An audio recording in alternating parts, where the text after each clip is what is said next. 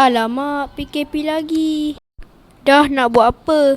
Demi untuk hidup, duduk je dalam rumah. 2 tahun kemudian. Yeay, dah boleh keluar rumah. Jom kita pergi melancong.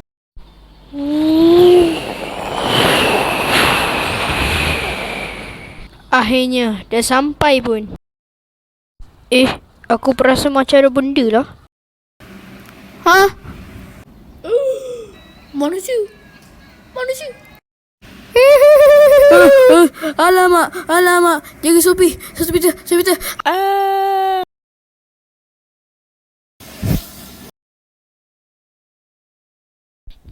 Abang, tolong saya bang. Tolong saya bang. Kenapa ni? Tadi bang, saya nampak ada virus kat sana. Lepas tu kau nak aku buat apa? Pergi je lah. Okey. Bersedia je? Betul ke kau ni? Jangan-jangan tu maskot tak? Tengok tu.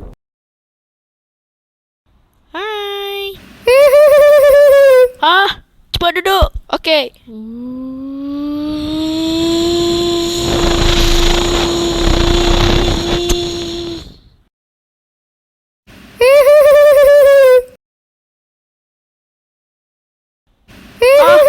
Tutup tingkap. Nak buat apa tutup tingkap?